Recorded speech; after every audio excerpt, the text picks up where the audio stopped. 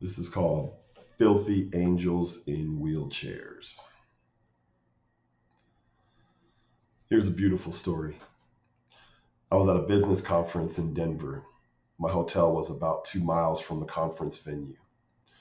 For a variety of reasons, I was feeling very insecure and fearful about going to this conference each day. I was feeling the pressure of selling, making sure I talked with the right people. I was dealing with some painful comparison in which I was coming up lacking. And this was triggering strong feelings of insufficiency and fear and despair. And so I reckoned with God about all my fears and insecurities right in the deserted hotel lobby in the early morning before the light. And at the bottom, I found my belovedness. I found the voice of God. And God told me to stop striving and worrying and just pay attention to who I send you. I asked him for more strategy, and he said, pay attention to who I send you. This process took a long time, and I started running late. So I jumped on a scooter to take the 15-minute ride to the venue. At first, I couldn't get the scooter to work, and it was making me so mad. But I finally got on my way, determined to follow the voice and pay attention. About halfway to the venue, I came to an intersection. At the intersection was a man in a wheelchair, thin and distorted in limb and neck with palsy. He seemed to be stuck, and he called to me. But I was running late, but I was also paying attention, so I stopped. I put my scooter on pause and leaned it against the stoplight, hoping to quickly help him and be on my way. His voice was high and rapid and hard to understand. He also had a thick accent. I finally deduced that his chair had broken and he needed a push. But it was an electric chair and therefore it was locked into the gears. I kept fiddling with switches and trying to push, but the chair wouldn't move. Late, late, late. After minutes of him explaining and pointing nowhere in particular with his thin, gnarled hand and re-explaining in bird-like chirps, no, just flip the switch. Can't you see it? No, the switch. Just flip the switch. He said it like, duh, the switch. I found the right switch on either side, one for each wheel. I clicked them in place. I pushed and the chair finally moved, but only a little because it was extremely heavy. I bowed my back and levered myself, bringing my face close to the back of his neck, taking in the deep, homeless funk, with the depth and layering of a good pho, but in a stank way. And my heart favored this wisp of a man, with his black hair and his stuttering and his pale skin and his absolute helplessness. How long had he been sitting at that corner? How long would he have sat there? We crossed the first street. He wanted me to turn and cross again. How far are we going? I asked. He pointed vaguely left and right and forward with his withered hand. Right there, just a little ways. I obeyed, thinking he must mean we were very close. I was late and quite unsure what I had gotten myself into, and my heart loved him. And I felt the cyclical urge to wash my hands and not get his dirt on my business clothes. We crossed the second street, with me breathing heavily. We got to the place that I thought he had been pointing at. Okay, is this it? No, just right up there, he pointed vaguely. And that was when I knew I had been had. I had no idea where we were going except a little further. Each time we got a little further, it was a little further. I had pieced together that he needed a place to plug in his wheelchair and charge it, but I had no idea what kind of place was going to let him do that. Probably a mission or a charity, but I couldn't be sure. I felt a couple of different competing feelings. Was he leading me someplace where his friends were going to jump out, beat me up, and mug me? What was my limit? I was already late. When was it time to cut bait and walk away?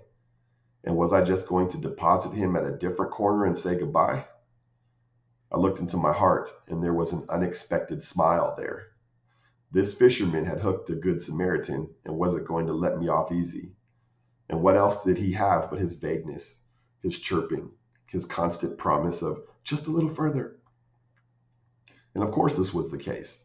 How could a man like this survive in the world without receiving the kindness of strangers, without challenging the limits of their hospitality?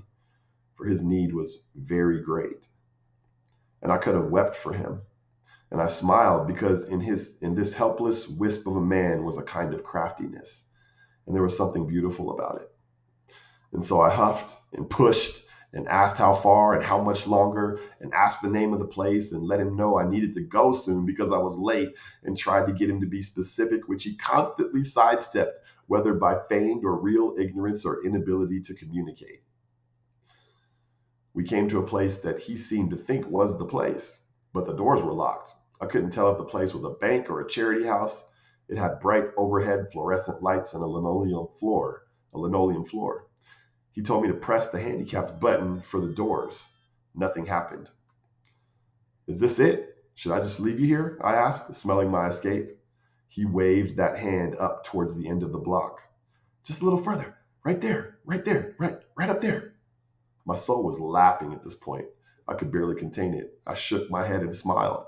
I knew in my heart this was exactly where I was supposed to be, and this was exactly what I was supposed to be doing. And yes, I was getting later and later, and yes, that was finally okay. My heart was so full pushing Chris.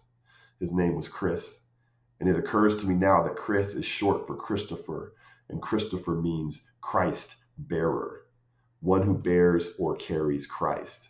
Was I Christopher? I laughed and savored the fullness in my soul and breathed hard and pushed and sweated inside my crisp business clothes. The withered hand waved me left, right there. Okay, Chris, if you say so.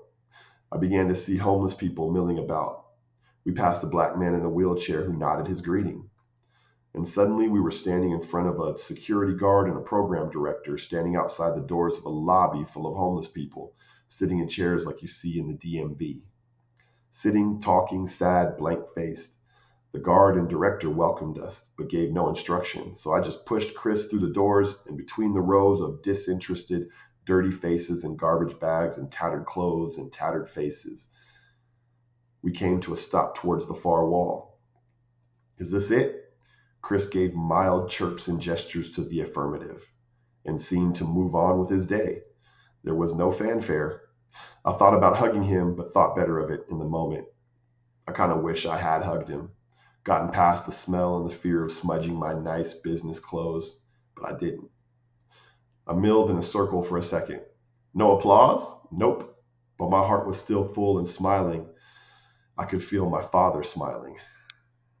So I walked away, between the rows, feeling the honor of being a human among humans in this place, knowing I was in a place where business clothes rarely go, feeling the sacredness of that, and also how tiny my little contribution was in the sea of all this need, this place, this human way station, this place of seats, the beautiful hospitality of simply being a place where people with no place could simply be. I think it was called St. Francis, a Catholic charity, and my heart loved the people who made this place, and tended this place, and unlocked it in the morning and shut it down at night, and cleaned the filth and endured the smells and loved the humanity of these humans. The security guy was a big Mexican guy in black with a gentle smile, and I shook his hand and appreciated him. Told him I had left Chris by the wall, but didn't know what to do next. The guard smiled and told me he would go in and make sure Chris got plugged in. He said it in a, "Oh, that little rascal" kind of way. And I walked back to my orange scooter, heart singing and laughing and weeping at turns. And I knew it was going to be a very good day, because my life is simple. My job is to walk with God and to pay attention to the people that he brings to me. And I did.